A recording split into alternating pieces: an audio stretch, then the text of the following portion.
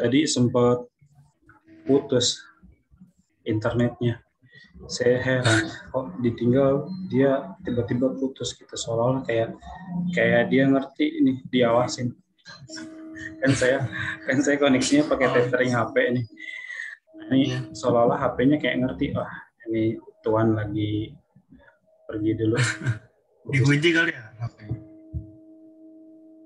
Enggak sih, biasanya kan juga tetap aktif dia walaupun layar kekunci. Nah, kita lanjut lagi. Oh, Kak, aku izin sambil makan ya, Kak? Iya, silakan. Wah, saya mau makan kentang dong sih. Makan nasi juga nggak apa-apa. Nah, share screen dulu.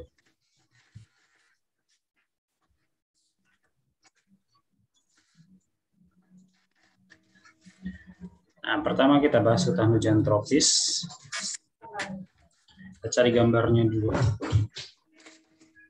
Hutan hujan tropis.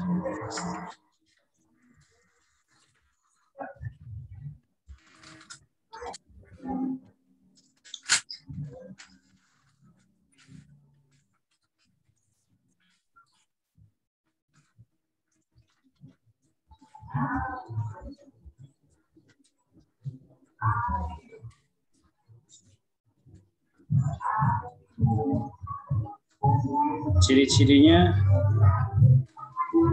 apa di Valenza hutan hujan tropis? Apa aja? Susah karena sinar matahari dalamnya ya, Kak? Iya, benar. Nah, pertama dia punya curah hujan paling tinggi. Curah hujan sangat tinggi, yaitu di atas 2000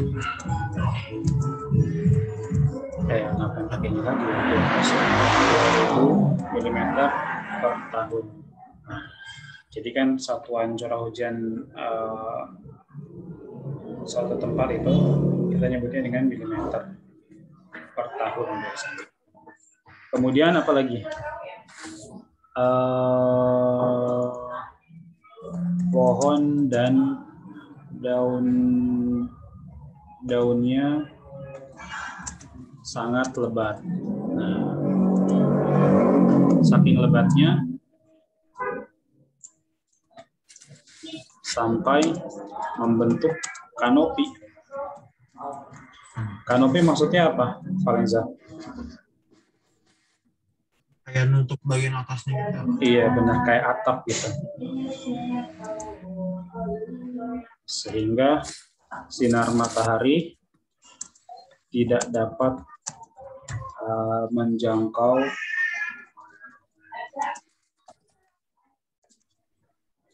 dasar hutan atau tanah hutannya.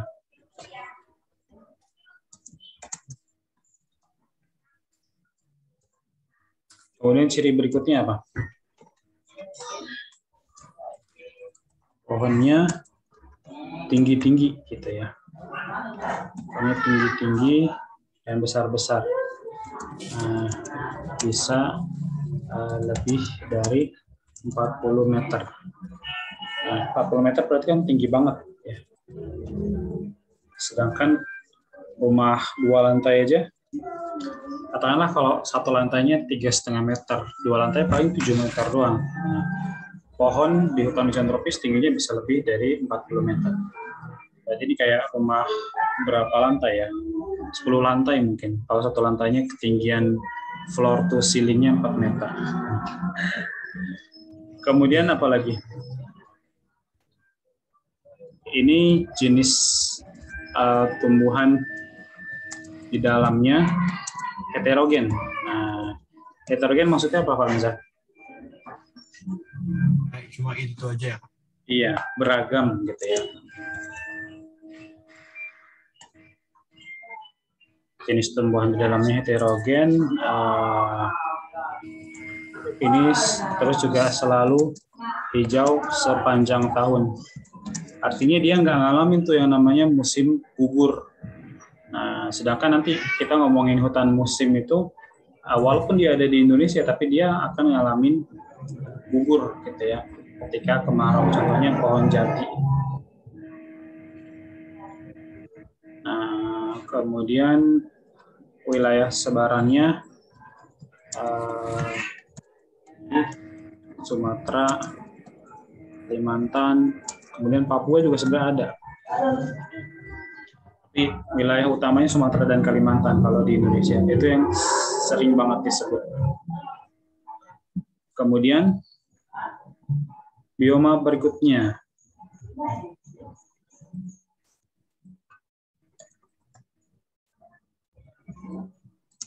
Hutan musim. Hutan musim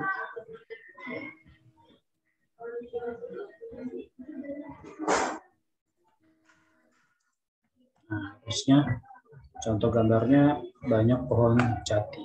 Ini contohnya kita ambil gambar ini.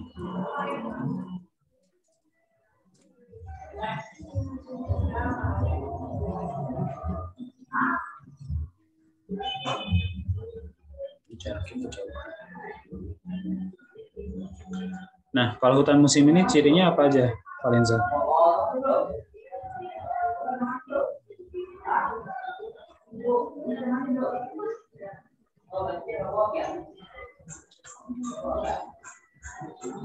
Yang pertama ini jenis tumbuhannya cenderung homogen. Nah, dia lebat ketika musim hujan dan gugur daunnya ketika musim kemarau. Ini contoh tumbuhannya, pohon jati tadi ya.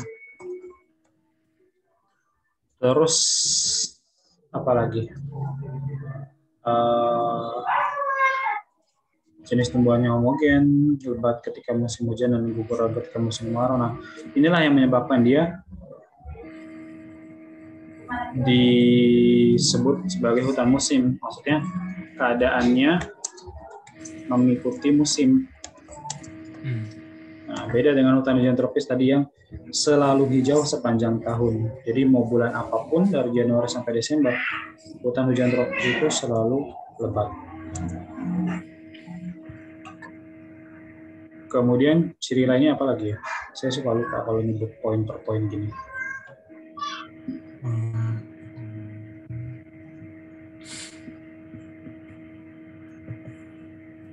Kita lanjut ke bioma ketiga dulu deh. Bioma ketiga ini adalah sabana. Jadi kita nyebut yang ada di Indonesia aja gitu. Sabana atau savana ya. Sebetulnya kan aslinya pakai V dan double N ya kan dalam bahasa Inggris. Cuman memang sabananya Indonesia itu nggak kayak gini sih, maksudnya masih dominan hijau-hijau gitu. Mungkin ini lebih cocok gambarnya. Sabana artinya apa, Valenza? Maksudnya dia menunjukkan ciri bioma yang kayak gimana? Kan padang rumput nih. Padang rumput yang diselingi pohon dan semak belukar gitu ya. Hujannya dikit nggak juga? Kenapa? Hujannya termasuk dikit nggak sih? Benar, mantap. Kenapa dia bisa begitu? Karena curah hujannya rendah, benar. Jadi sini curah hujan rendah dan tidak teratur. Nah, ini juga termasuk materi spesifik yang sering keluar gitu. Maksudnya benar-benar soal itu ngomongin sabana, penyebabnya curah hujan yang rendah. Gitu. Nah, memang seringkali gini soal seleksi PTN tuh nyebut hutan atau bukan hutan, sabana nanti dia sebutnya negaranya di mana gitu. Seolah-olah ini kayak soal yang susah kan gitu ya. Nah, terus pertanyaannya terbentuk karena keadaan alam yang misalnya curah hujan tinggi, curah hujan rendah, atau misalnya sinar matahari yang banyak, atau pilihan-pilihan yang lain. Nah, sebetulnya soal yang kayak gitu, kita nggak perlu pedulikan daerah mananya, gitu.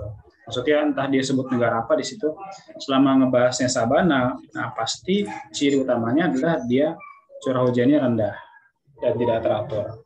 Seperti tadi kita sempat bahas di awal-awal, di slide yang ini, ya kan, bahwa Indonesia semakin ke timur, curah hujannya semakin rendah. Makanya AF, AM, AW, hutan hujan tropis, hutan musim, dan sabana. Gitu.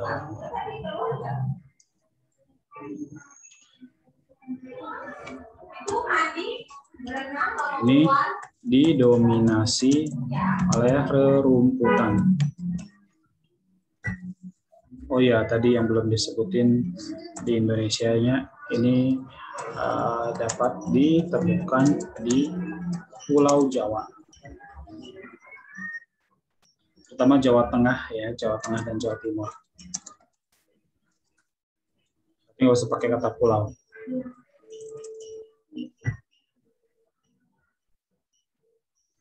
Didominasi rerumputan, terus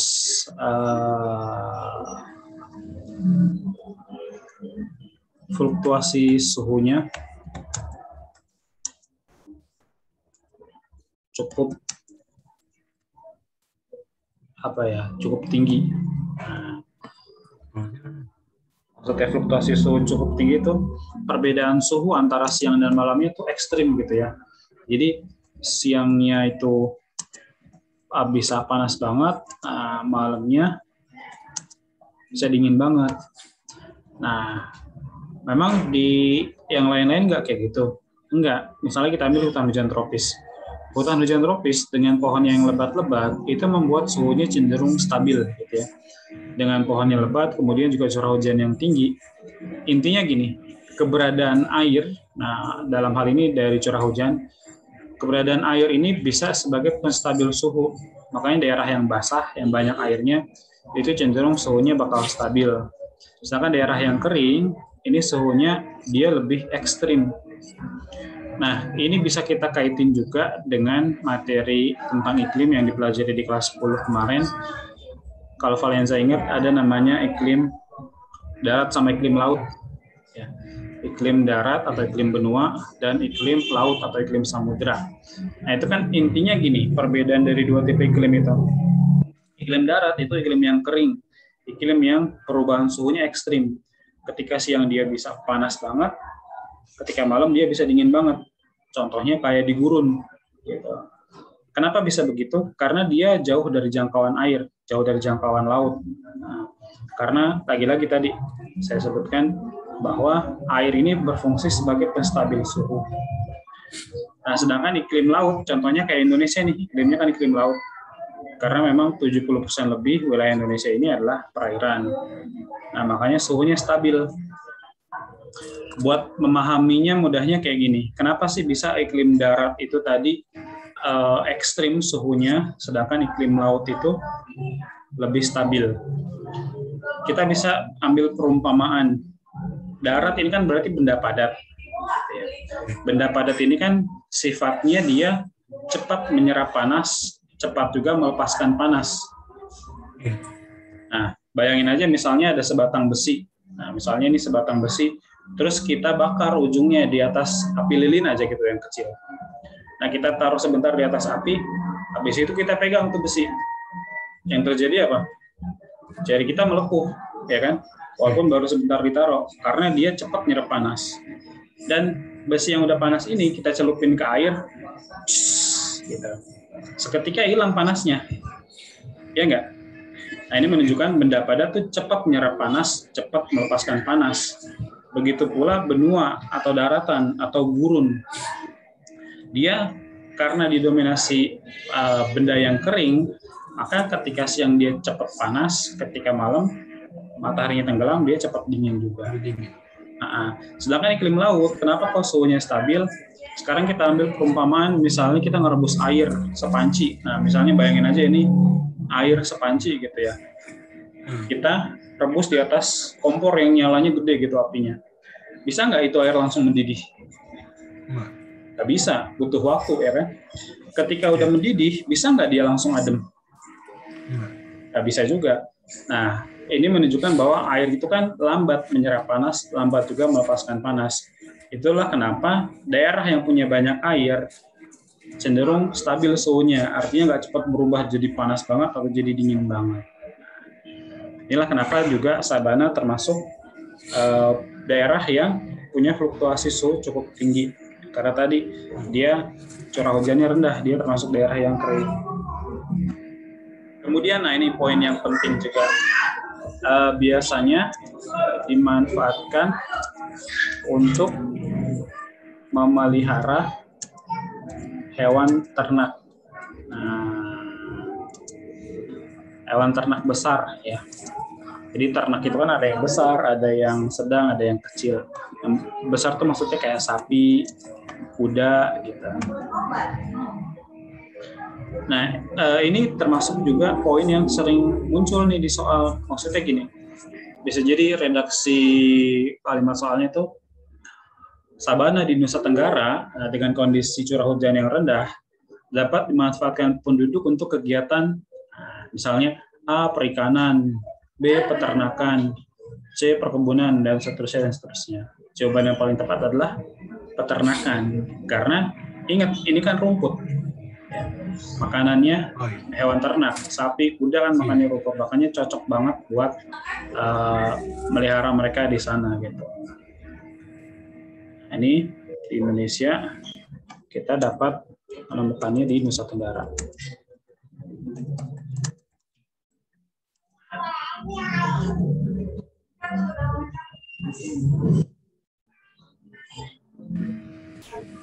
Kemudian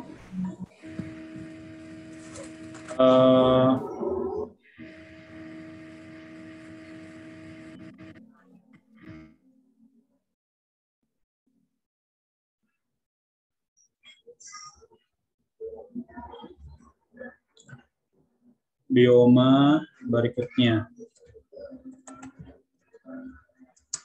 Lagi-lagi kita masih ngomongin yang ada di Indonesia dulu. Bakau ya, bakau atau hutan bakau.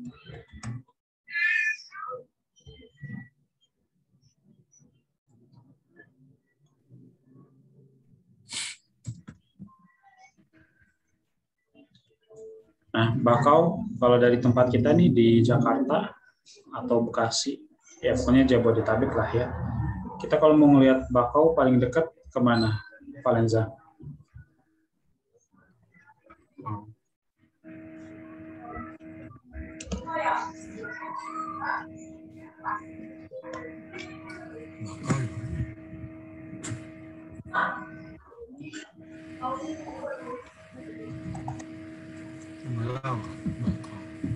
Sebetulnya ada di di Bekasi Utara tuh ada. Apa nih kalau 10 ton terdampar di hutan bakau? Bakau termasuk itu ya Kak? Termasuk apa? Bioma. Iya, termasuk. Ya walaupun mungkin dia nggak seluas atau sebesar bioma-bioma lain gitu ya. Dia nggak terlalu dipengaruhi sama. Soalnya di sekolahku nggak dibahas. Iya memang. Ini biasanya nggak dimasukin ke dalam salah satu bioma, cuman tetap dibahas di soal. Maksudnya kayak di Indonesia kita bisa nemuin bakau di mana, atau misalnya bakau itu manfaatnya apa? Nah manfaatnya kan kayak menahan abrasi laut gitu kan, menahan pengikisan yang disebabkan oleh gelombang laut. Kemudian dia juga menjaga keseimbangan di pantai. Maksudnya keseimbangan itu keseimbangan dalam segala unsur biotik dan abiotik gitu, karena dia juga sebagai habitat beberapa makhluk hidup kayak ikan badut, kayak kepiting bakau. Nah itu habitatnya di sini. Nah, memang juga kalau kita menerjemahkan bioma, ada juga yang mengartikan bioma itu adalah ekosistem darat. Nah, ekosistem darat yang didominasi oleh tadi vegetasi tertentu. Nah, jelas kan hutan bakau bukan bukan ekosistem darat. Cuman nggak apa-apa, kita tetap bahas karena toh dia pun sering dibahas di soal-soal gitu ya. Nah, apa yang kita bisa bahas di sini di hutan bakau? Ini adalah hutan yang ajaib gitu. Ajaibnya gimana? Dia bisa hidup di air yang asin, gitu. Air yang payau atau bahkan asin. Dan satu-satunya hutan yang bisa terbentuk di tempat yang kayak gitu. Ya.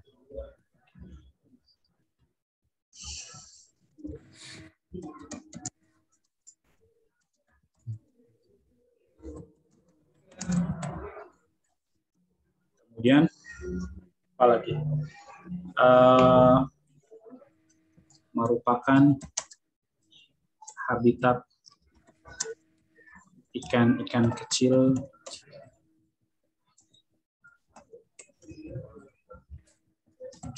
seperti ikan badut dan teman-temannya, juga kepiting bakau. Nah, Valenza pernah lihat nggak kepiting bakau? Bakau, Pak? Kepiting? Kepiting bakau. Belum. Kepiting bakau tuh ukurannya lebih gede. Cuman entah kenapa dia kayaknya kurang populer gitu. Nah, ini buat perbandingan nih, ada tangan orang nih kan. Nah, ini tangan orang segini. Kepitingnya segini nih. Nah, kalau kemarin-kemarin saya sama Uda tuh sering ngobrol ini Pulau Pari. Nah, kan dia pernah tuh ke Pulau Pari, saya juga pernah ke Pulau Pari. Itu tuh di Kepulauan Seribu. Dan di sana kita bisa kalau mau ngelihat bakau, mau ngelihat terumbu karang, mau ngelihat kepiting bakau di sana. Dan itu lokasinya kan masih bagian dari Jakarta ya kan. Nah, dia beda pulau tapi masih satu provinsi gitu. Nah, beda kalau dari Jakarta ke Bekasi, masih satu pulau tapi beda provinsi kan gitu. Habitat ikan-ikan kecil dan kepiting bakau. Kemudian di sini dia berfungsi atau bermanfaat untuk menahan abrasi dan intrusi air laut. Nah, intrusi air laut itu apa, Valenza?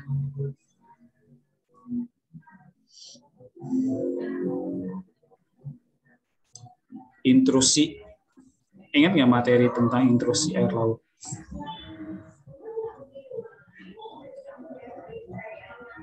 Intrus itu kayak nyamuk ya? Iya, proses atau peristiwa masuknya air laut ke dalam tanah. Dan itu termasuk kerusakan lingkungan ya. Itu sesuatu yang tidak diharapkan.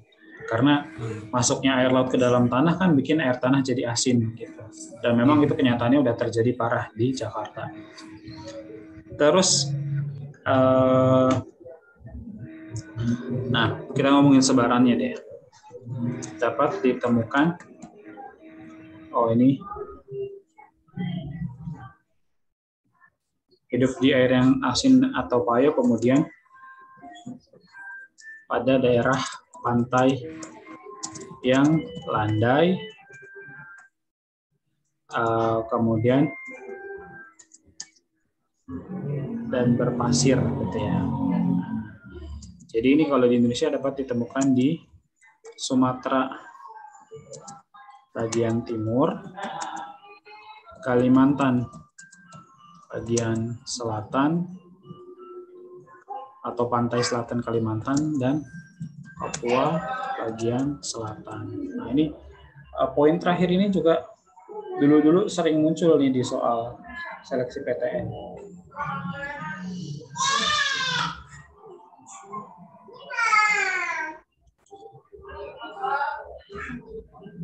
Nah, ulangannya kapan, Valenza? Minggu depan, Pak. Coba kita cari latihan soal aja kali ya, biar lebih lebih mewakili persiapan ulangan nanti. Kita coba pakai Kahoot biar asik.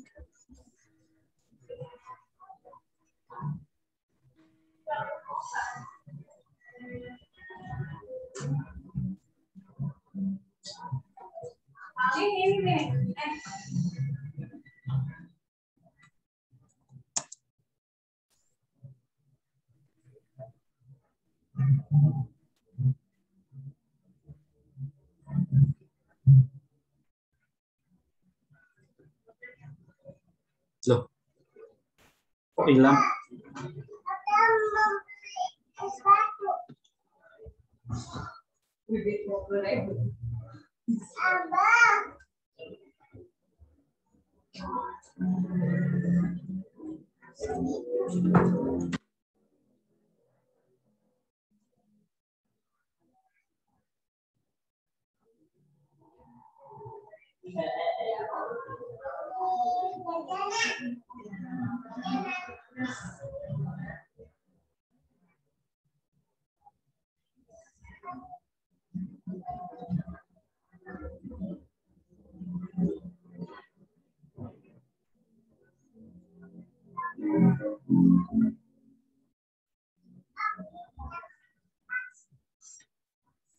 Halo?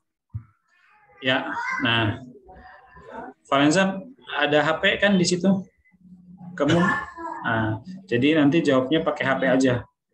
Kamu ngelihat soalnya di laptop, terus jawabnya pakai HP. Sebelumnya udah pernah main Kahoot kan? Oke.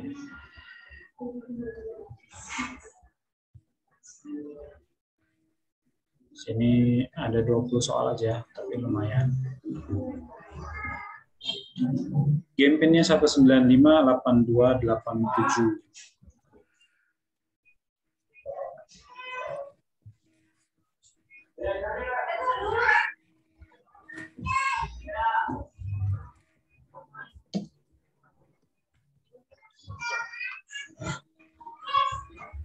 Oh iya, saya baru ingat nama wakil kepala sekolah kurikulum. Masih Pak Surata bukan? Kalau Pak Surata ada, tapi aku nggak tahu dia Jabatannya apa? Oh iya. Dia nggak ngajar IPS. Iya, memang beliau guru matematik kok nggak salah ya, apa? Iya, pokoknya ngajar IPA. Perminatan kali. Oh iya. Iya, udah masuk ya. Saya kok nggak ngeh. Oke, kita mulai. Nomor 1. Biosfera terdiri dari 3 kelompok besar, yaitu air, udara, tanah, manusia, hewan, tumbuhan, flora, fauna, hutan, darat, laut, udara.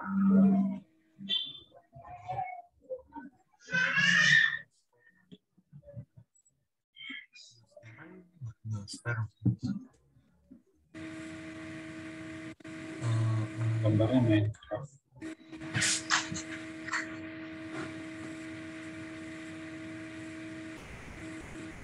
Nah, kan maksudnya 3 unsur makhluk hidup, manusia, hewan, dan tumbuhan.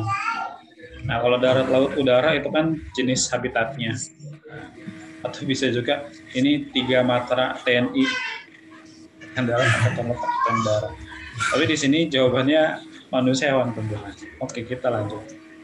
Walaupun, nah kita perlu kasih catatan tambahan di sini, pembahasan tentang manusia itu ada tersendiri judulnya atau sebutannya adalah antroposfer, gitu ya. Nah, materinya itu tentang dinamika kependudukan, dan kita insya Allah akan pelajari juga tuh di kelas 11 ini, dinamika kependudukan.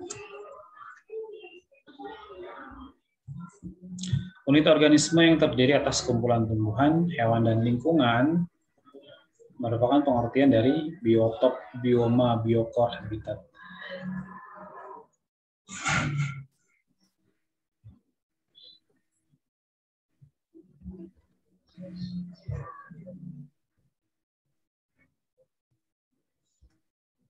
Nah, jelas jawabannya bioma.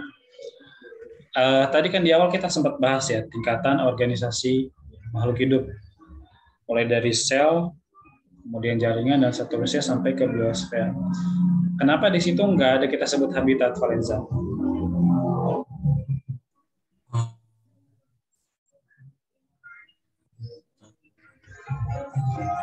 Kenapa di situ nggak ada kita sebut habitat tadi?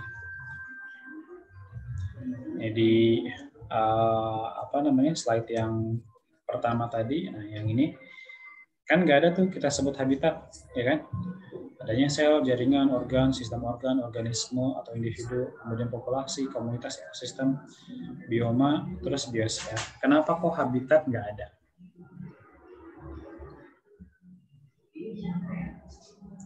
Karena habitat itu artinya adalah sekedar tempat. Ya. Dia bukan bagian dari makhluk hidup. Sekarang coba deh kita identifikasi lagi pengertian-pengertian dari istilah di sini, mulai dari individu. Individu artinya apa? Satu makhluk hidup. Satu makhluk hidup, mantap. Populasi? Kumpulan makhluk hidup. Kumpulan makhluk hidup yang sejenis atau beragam? Populasi bukan sejenis. Sejenis, benar. Kumpulan makhluk hidup sejenis yang tinggal di suatu tempat. Terus komunitas. Komunitas ini apa?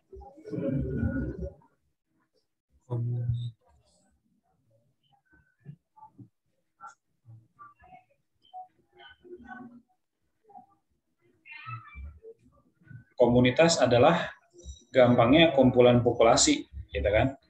Nah, jadi misalnya gini, kalau mulai dari individu, misalnya seekor rusa, gitu. Kemudian populasinya sekumpulan rusa. Komunitasnya, misalnya komunitas padang rumput, ada sekelompok rusa, kemudian ada beberapa ekor, misalnya apa ya, jerapah, gitu, dan binatang-binatang lainnya. Nah, jadi komunitas itu adalah kumpulan populasi yang tinggal bersama. Nah, poinnya di situ, tinggal bersama di satu tempat. Karena namanya komunitas kan kelompok gitu, kelompok yang mereka tinggal bersama, mereka hidup bersama. Itu bukan ekosistem kalau gitu, Pak. Nah, bedanya apa dengan ekosistem? Wujudnya komunitas dengan ekosistem itu wujudnya bisa sama, benar. Jadi kalau kita ngomongin padang rumput, itu bisa menjadi contoh dari komunitas, bisa menjadi contoh dari ekosistem.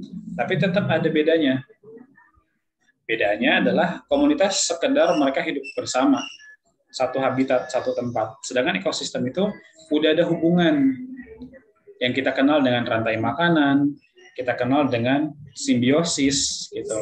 Jadi kalau udah ada peristiwa makan-memakan, udah ada pembagian produsen, konsumen, pengurai, terus juga ada simbiosis mutualisme, simbiosis komensalisme dan parasitisme, barulah itu kita sebut ekosistem. Karena perhatikan di sini, dalam kata ekosistem dia kan mengandung kata eko yang artinya lingkungan dan sistem yang artinya apa ya, sistem tatanan lah gitu atau hubungan. Nah, ingat pengertian sederhana dari ekosistem adalah apa? Pengertian sederhana dari ekosistem. Ekosistem itu bukan sekedar tinggal bersama, tapi ada hubungan, timbal balik antara makhluk hidup dengan lingkungannya. Nah, ini pengertian yang jujur aja saya masih ingat redaksi ini yang sama persis dari zaman SD, pelajaran IPA SD dulu kayak gini, diajarin pengertian ekosistem itu hubungan timbal balik antara makhluk hidup dengan lingkungannya. Sedangkan komunitas itu sekedar hidup bersama aja, belum ada hubungan antara makhluk hidup satu dengan makhluk hidup lainnya. Gitu. Nah, kita lanjut lagi ke soal berikutnya. Jadi kenapa habitat tadi nggak masuk? Karena habitat itu sekedar ngomongin tempatnya. Terus biotop sama biopor nggak ada ya. Ini nama-namain aja sih pembuat soal. Nomor 3. Oh, tadi kita lupa bahas ini ya. Weber itu yang kiri apa yang kanan? Tadi lupa banget nih, kelewat nih. Habis ini baru kita bahas deh.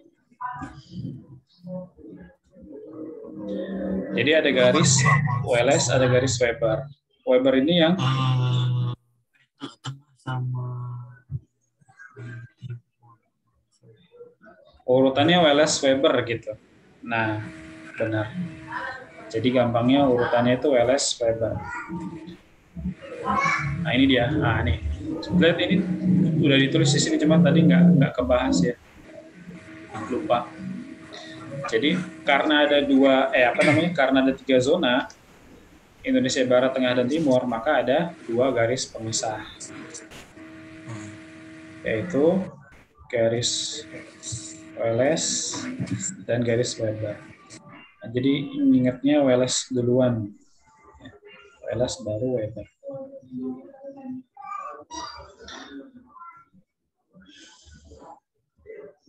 Wallace itu membatasi barat dengan tengah, Weber membatasi tengah dengan timur. Kita lanjut. Perbedaan jenis hutan di Sumatera dengan di Sulawesi dipengaruhi oleh posisi geografis Sulawesi lebih timur dibanding Sumatera, curah hujan Sumatera lebih besar dibandingkan Sulawesi, letak astronomis Sumatera lebih dekat garis khatulistiwa, penyinaran matahari di Sulawesi lebih lama.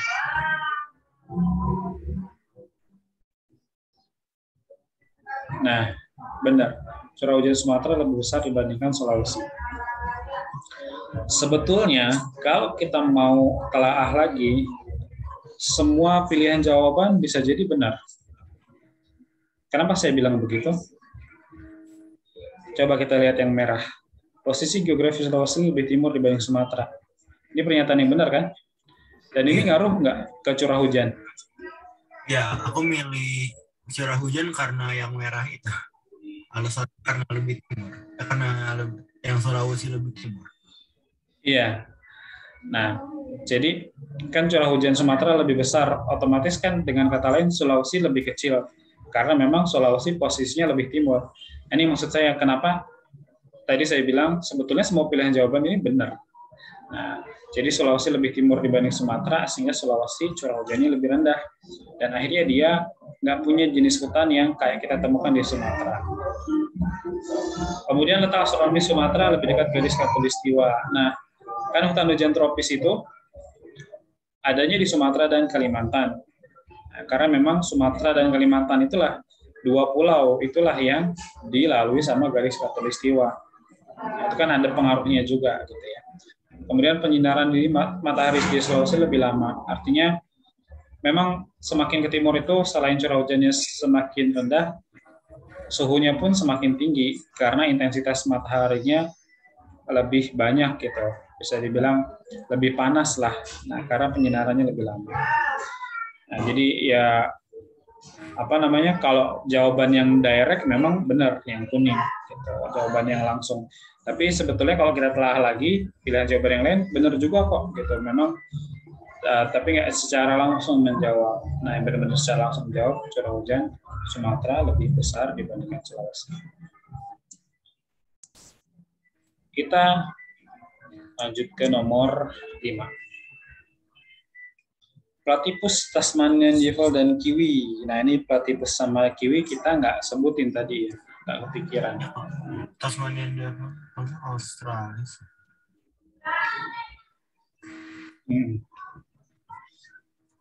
Nah, ini kiwi. Kiwi ini kan unik ya. Dia jadi nama tumbuhan, jadi nama hewan juga, tapi beda banget. Nah, kalau platypus, Valenza tahu kayak gimana bentuknya? Tahu ya, dia masuk ke kelompok amfibi, kan gitu ya. Badannya kayak berang-berang, mulutnya kayak apa? Gitu. Kayak bebek. Iya. Jazirah Arab dan Afrika Utara. Nah, ini tadi udah kita bahas nih. Termasuk wilayah fauna apa tadi?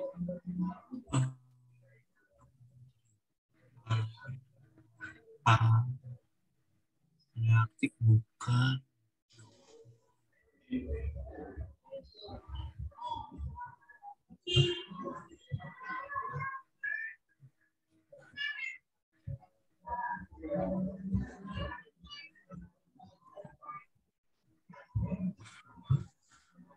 Lah, ini kuncinya ngaco.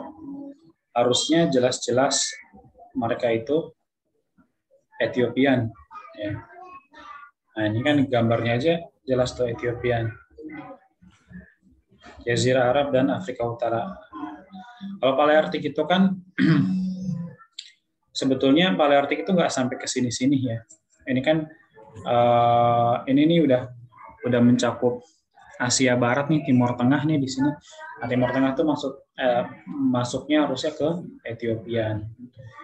Nah, kemudian juga Oriental. Nah, Oriental itu Asia Selatan tuh masuknya Oriental. Jadi ini kuncinya salah, harusnya Ethiopian. Yang tadi kita udah sebutin Ethiopian itu mana ya? Nah, contohnya kayak onta, jerapah, singa, citah, kuda Nil, terus apalagi burung onta, dan banyak lah ya. Kita lanjut lagi ke soal berikutnya.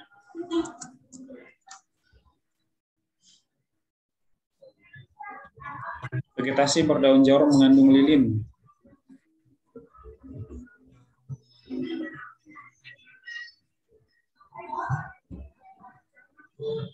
Nah, jadi hutan ini disebut juga hutan berdaun jarum ataupun hutan konifera. Nah, konifer.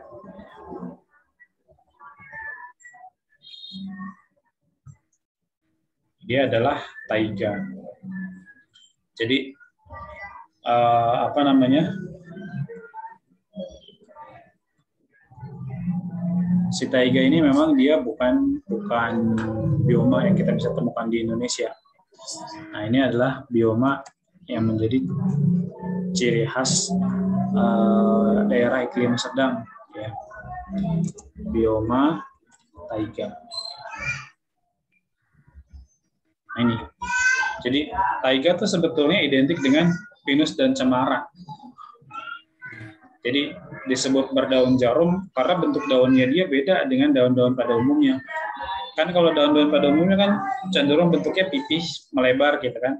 Sedangkan coba perhatikan pinus sama cemara. Itu kan bentuknya kayak jarum atau berbatang-batang kecil gitu kan. Iya. Tapi jangan sampai salah di sini, jarum maksudnya bukan duri gitu. Maksudnya mungkin ada sebagian yang mengira berdaun jarum itu kaktus, padahal sama sekali bukan. Nah, kaktus itu bukan vegetasi berdaun jarum. Daun jarum itu contoh gampangnya pinus dan cemara. Bisa disebut konifer, bisa disebut taiga. Badak dan gajah menjadi jenis fauna yang terdapat di wilayah Nearktik, Palearktik, Oriental Neotropik, Ethiopian Neotropik, Ethiopian Oriental. Nah ini tadi sempat kepikiran sama saya, cuman lupa saya sebutin. Waktunya lumayan lama juga buat yang soal ini. Kalau Oriental, kan yang kalau gajah sih kan Oriental. Tapi ada juga di wilayah lain. Yaitu di antara hijau sama kuning. Antara hijau sama kuning. Neotropik itu kan yang Amerika yang selatannya ya Kak? Iya, Neotropik Amerika Selatan. Kalau Ethiopian itu kan yang dari Arab gitu. Iya, termasuk Afrika juga. Kayaknya aku hijau deh. Benar yang hijau. Nah, jadi maksudnya adalah benar. Jadi dari 6 zona ini yang tadi kita bahas, sebaran fauna dunia, yang kita bisa bilang banyak punya kesamaan, itu adalah Oriental. Ethiopia dengan Oriental, benar.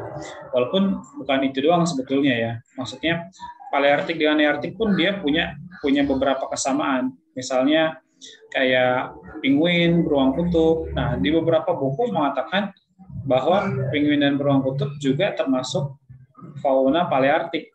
Gitu. Nah, makanya ini juga fauna di dua zona. Sama kayak tadi. Itu kalau Palearktik termasuk putih yang di dekat, yang di atas Eropanya nggak? Enggak, yang putih kan Nearktik. Ini harusnya Nearktik nih. Nah, sampai kanan juga nih kan.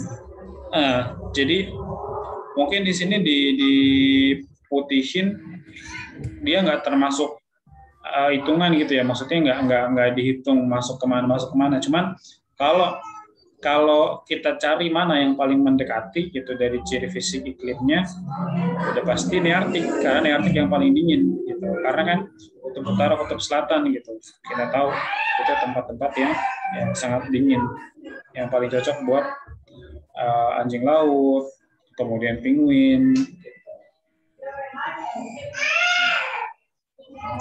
Terus kita lanjut ke soal berikutnya.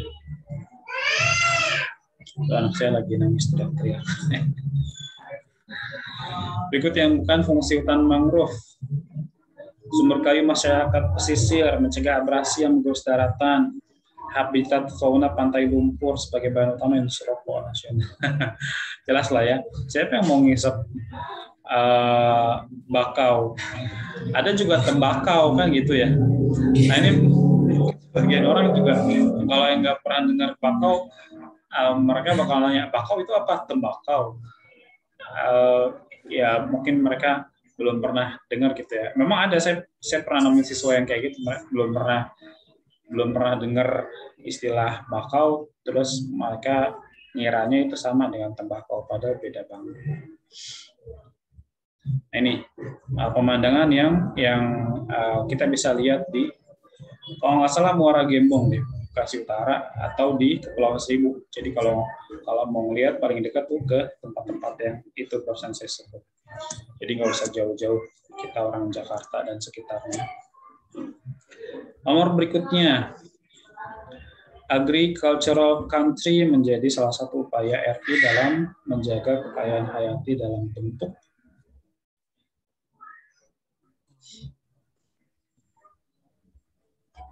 menjaga varietas hayati yang ada di Indonesia, peningkatan ekspor hasil pangan ke luar negeri, menjaga ketahanan pangan sumber protein dan nabati, kekayaan alam Indonesia tetap ada sehingga tidak punah. Iya, agricultural country. Ya sebetulnya secara letter lock, agricultural country artinya adalah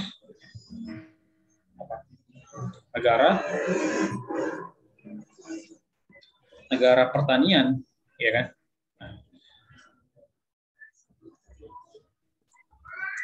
Kita lanjut ke soal berikutnya.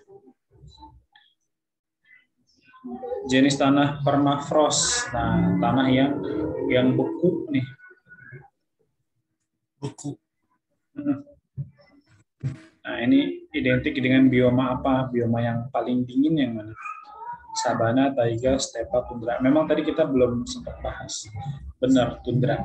Tundra ini bioma yang paling dingin, yang dia ini cuma bisa ditemukan di tempat-tempat tertentu, di kutub atau di puncak gunung yang sangat tinggi. Nah, dan juga di tundra kita nggak akan temukan pohon-pohon yang tinggi gitu ya. Yang bisa kita temukan salah satunya adalah lumut. Di Indonesia juga kita biasa menerjemahkan tundra itu sebagai padang lumut. Kenapa lumut bisa hidup di sana? Karena memang syarat hidupnya lumut itu cuma satu, yaitu tempat yang lembab. Kayak termasuk di kamar mandi juga kalau nggak disikatin, lama-lama kan berlumut. Gitu. Karena memang dia lembab banget. Nah, sabana tadi kita udah bahas, padang rumput yang diseringi semak belukar. Terus stepa juga padang rumput, cuman dia ini nggak ada pohon-pohon dan semak belukar. Dan di Indonesia kita punyanya sabana, bukan stepa. Taiga kita udah bahas juga tadi, hutan berdaun jarum. Contohnya kayak pinus dan cemara. Ini rekaman videonya bakal rusuh banget nanti nih. Ada teriakan nangis bocah. Nomor 12. Jenis flora endemik seperti oak, birch, juga sakura berasal dari daerah berbioma hutan hujan tropis, taiga, hutan gugur, tundra.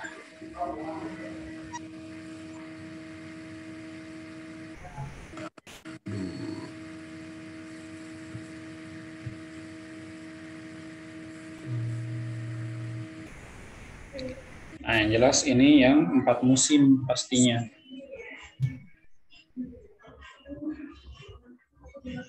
Nah, jawabannya yang hutan gugur. Nah, jadi apa namanya? Penguatnya sakura, ingat aja sakura. Sakura itu kan flora khas Jepang, yang mana Jepang itu punya iklim yang 4 musim. Dari semua yang disebutin di sini, nah yang 4 musim itu kan yang benar-benar ciri khasnya adalah hutan gugur. Walaupun taiga juga bisa sih jadi ciri khasnya hutan musim, cuman bukan ini yang diminta, karena kalau taiga ini kan yang kayak apa tadi, pinus dan cemara.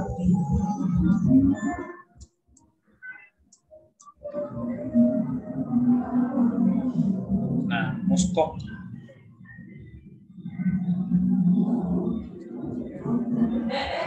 Yang kita bahas pertama itu sabana. Nah, ini dia cenderung di tempat yang dingin. Kan dia di Nearctic. Nearctic kan dingin. Oh, tadi saya sempat lupa sebutin juga. Jadi Nearctic itu ciri khasnya adalah binatang-binatang yang punya bulu atau lemak yang tebal-tebal. Nah, benar. Jadi bioma identik dengan suhu dingin kan tadi udah kita sebutin, tundra. Tadi yang pas muskos tadi ada yang nggak di apa? Pas kita bahas kayaknya nggak di tundra deh. Iya, memang enggak. Kan kita nyebutnya wilayah faunanya. Oh iya. Kan kita nyebutnya wilayah faunanya yang iklim dingin nih.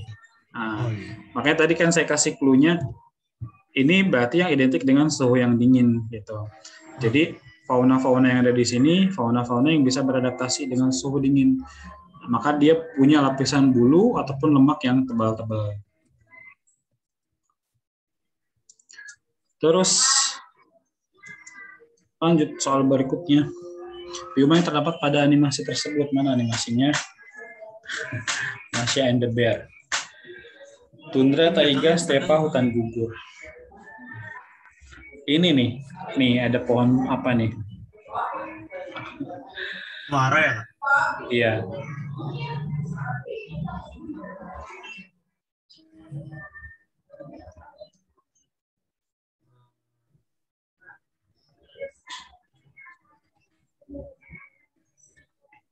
Nah, benar, taiga.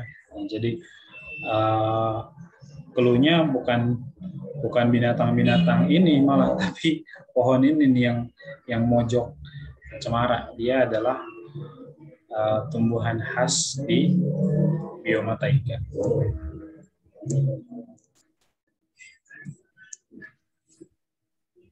Jenis fauna yang tertera pada gambar adalah apa? Ada tersebar pada bioma ini.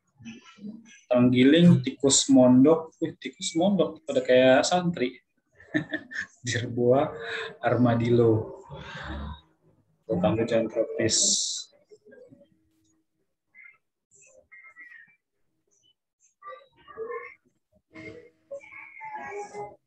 Nah ini apa namanya? Dia punya armor gitu kan, dia punya baju zirah, baju perang. Nah, jadi binatang ini menginspirasi apa namanya manusia untuk bikin baju perang yang kayak gitu, kayak kulitnya dia tuh keras. Nah benar, ini adalah armadillo, bukan tenggiling. Emang bedanya apa armadillo dengan tenggiling?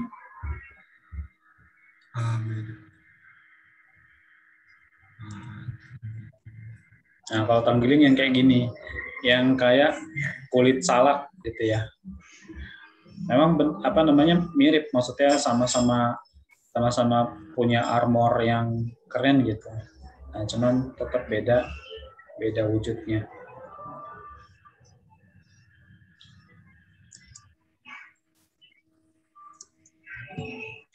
True or false? Anoa merupakan fauna endemik asal wilayah peralihan, berada di Pulau Sulawesi yang berada di sebelah timur Maluku. Nah, ini ada banyak variabel. Iya, tapi kalau di kemananya aku lupa. Banyak variabel yang mesti dilihat di sini untuk menentukan benar salahnya. Pertama, dia endemik, peralihan bukan. Dia di Sulawesi bukan. Kemudian dia di timurnya Maluku atau bukan?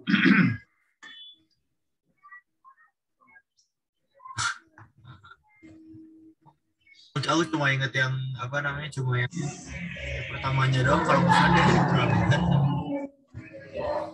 Nih, yang ini yang bikin dia jadi salah. Nah, kenapa? Karena Maluku kan udah jelas Indonesia Timur.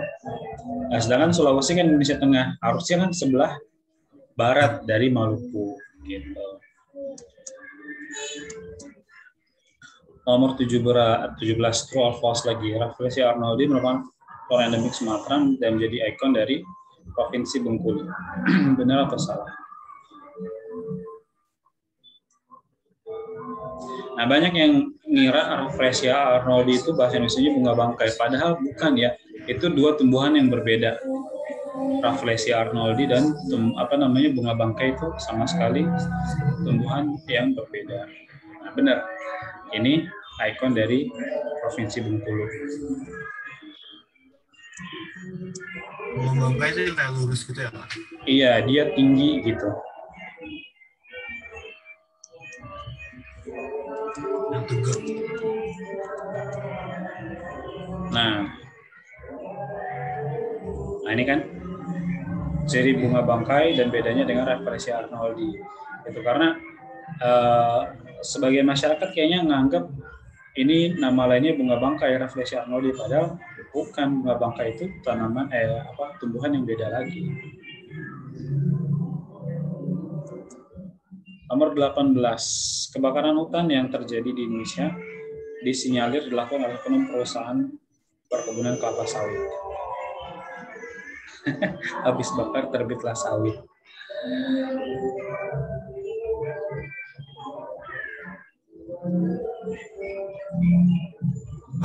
Benar, memang itu fakta. Jadi kan mungkin dulu sering digaungkan, kalau sekarang nggak kedengeran kali ya, entah kenapa. Indonesia tuh setiap harinya kehilangan luas hutan yang setara dengan sekian lapangan sepak bola. Bayangin aja lapangan sepak bola kalau ukuran standar kan itu gede banget.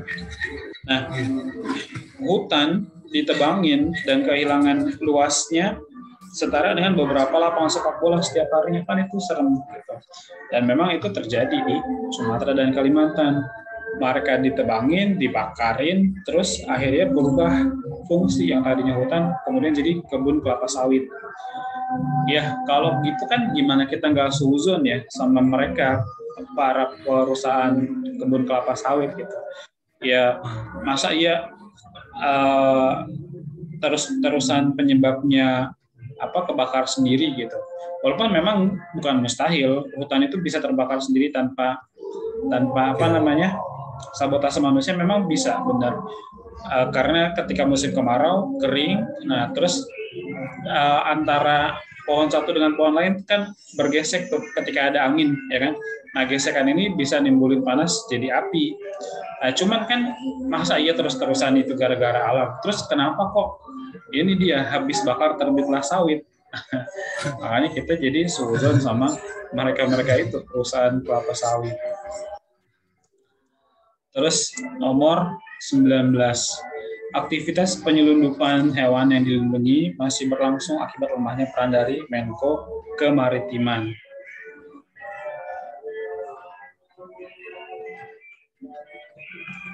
Benar atau salah? Salah ya. Kenapa? Karena kayak gini bukan urusan Menko Kemaritiman ya. Kalau masalah penyelundupan hewan, nah kan masalah perlindungan hewan itu harusnya lebih ke kehutanan mungkin. Nah, yang jelas bukan kemaritiman. Soal terakhir, true or false, kanguru hanya terdapat di wilayah fauna Australis, khususnya di benua Australia saja. Nah, saya juga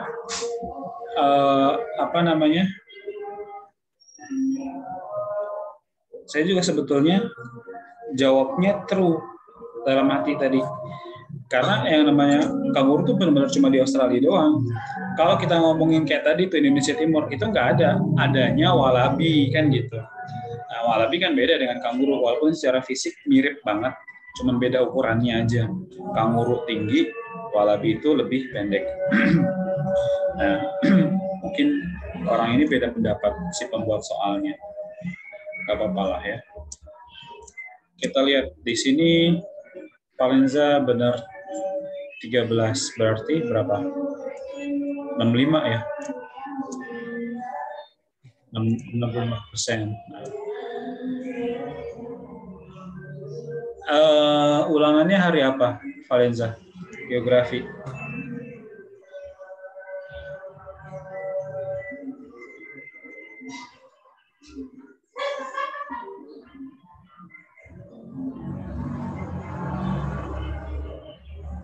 Senin, Kak. Senin. Wah, udah ini ya, udah deket ya.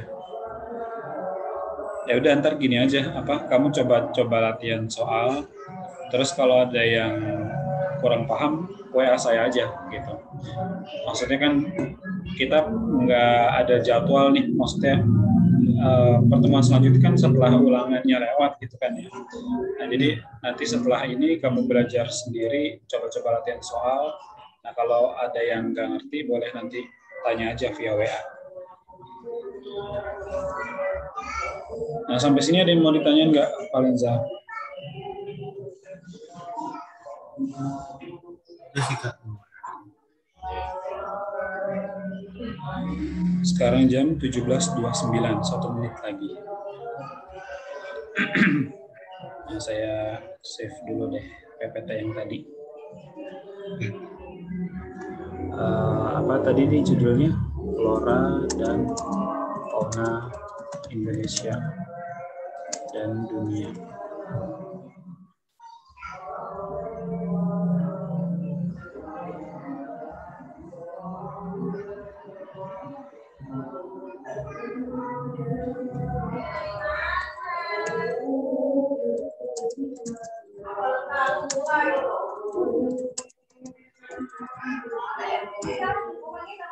Nah, udah jam 5:30.